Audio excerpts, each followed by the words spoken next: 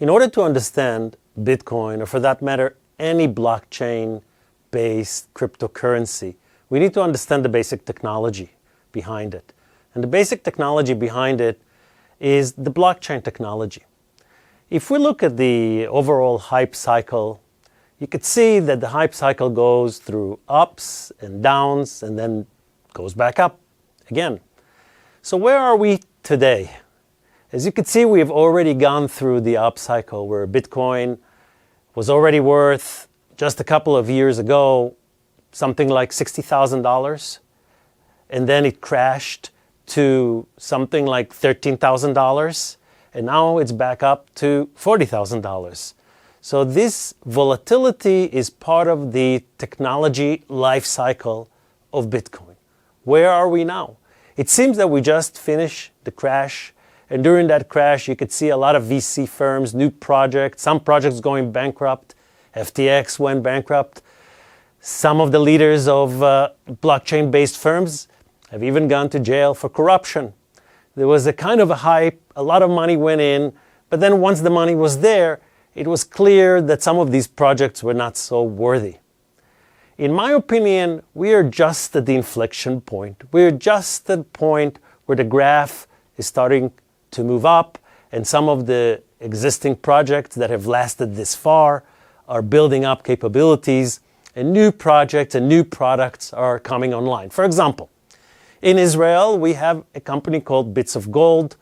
It's an exchange that is regulated and that is very easy, makes it very easy to make a direct deposit from your Israeli bank to the exchange and back without any friction at all.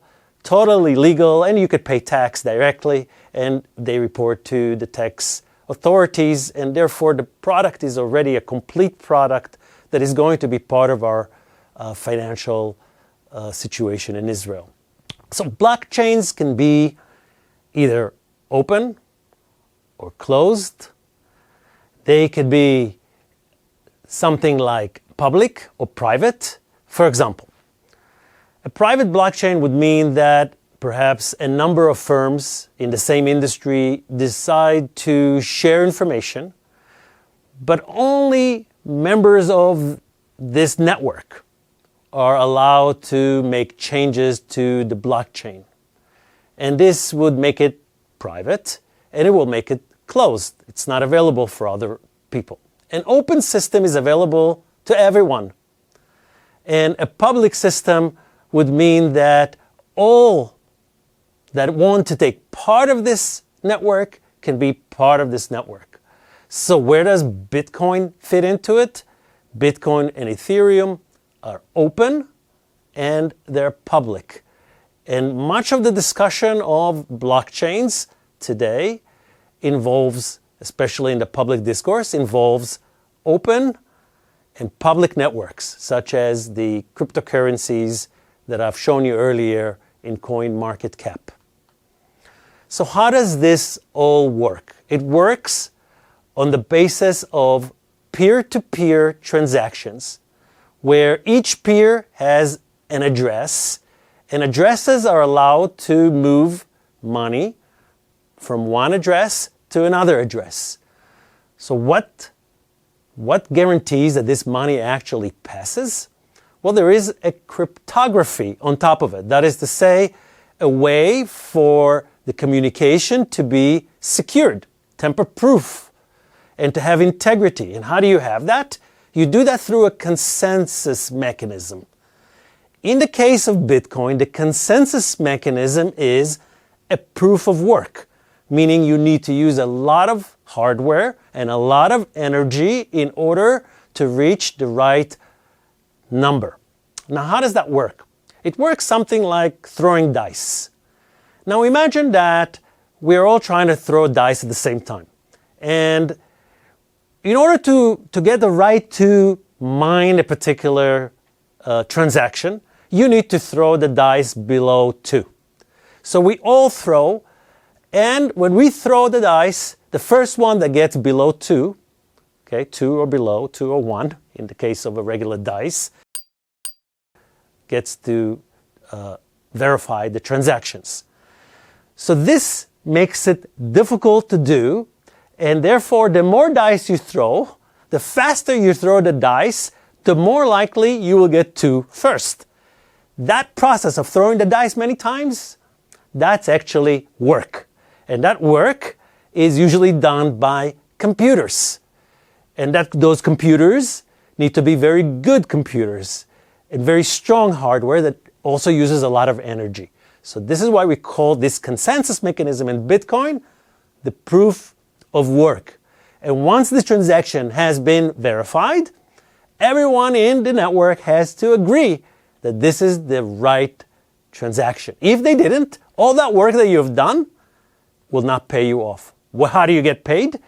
You get paid with Bitcoin. So the motivation to mine is in order to have Bitcoin. What does that do? That solves the problem of trust. I don't need to know who is the one who is mining. I don't need to know who is the one behind the other address.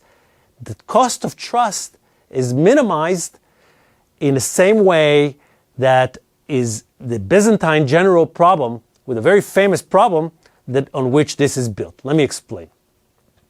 Back in the old days, if you wanted to conquer, let's say, a castle, you had a bunch of generals surrounding this castle, and they had to agree how and when to attack the castle. Now, how will they know how and when to attack the castle? They all have to agree. There was no telephone at the time.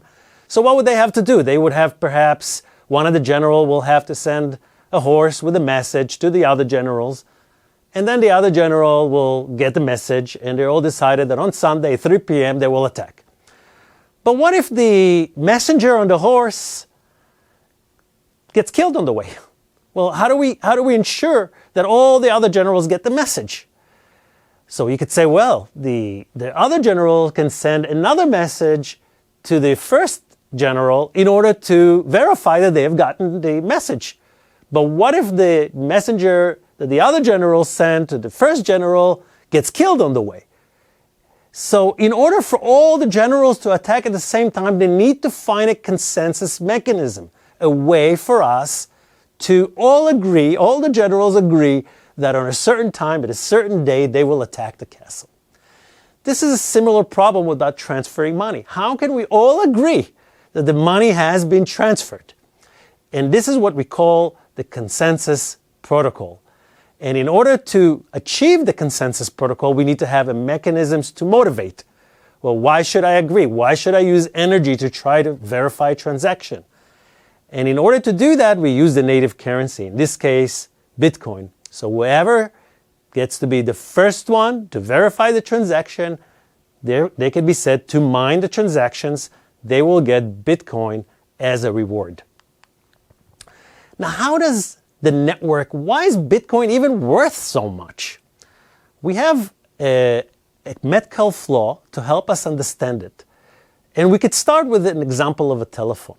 If just you and I had a telephone, it would be very nice if you and I had to talk. And it will be valuable, especially if I'm teaching a class.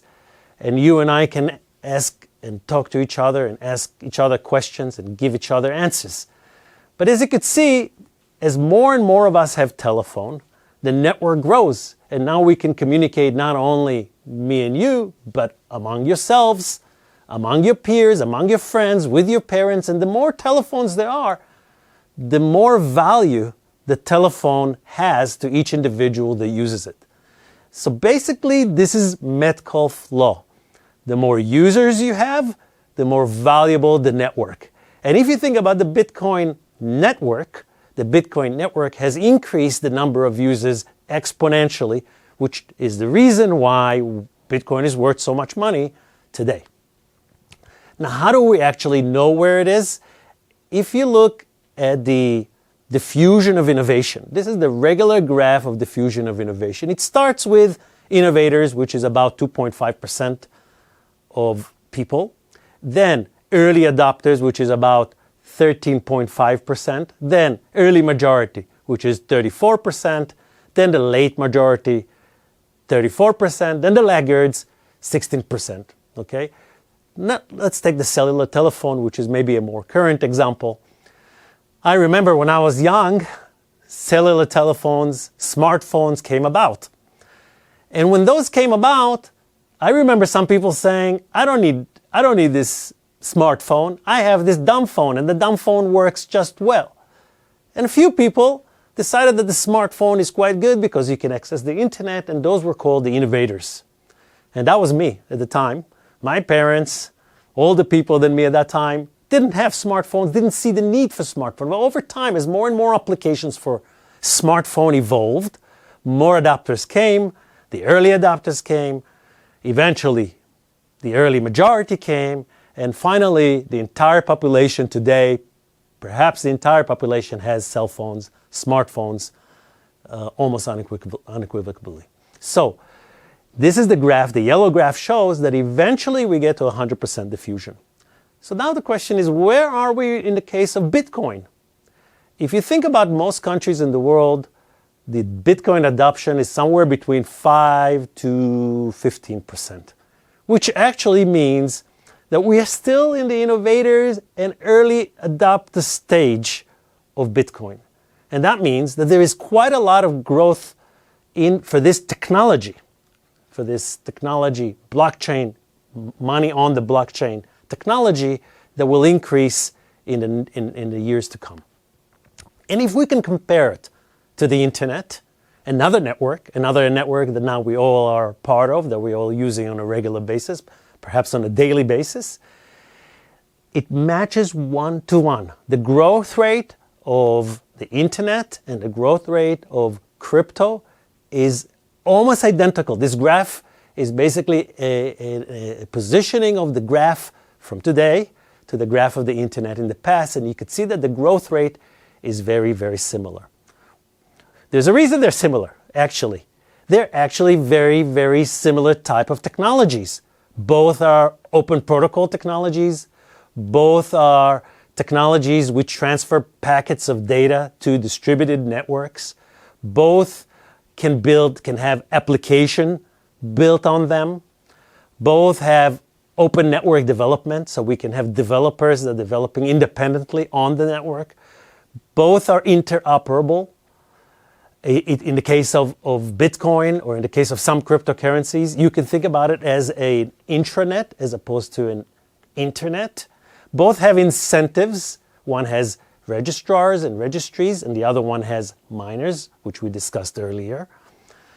And both have the origins in relation to government. That is, both have a contentious relationship with government, in which the control of government is perhaps one of the issues that we have to consider.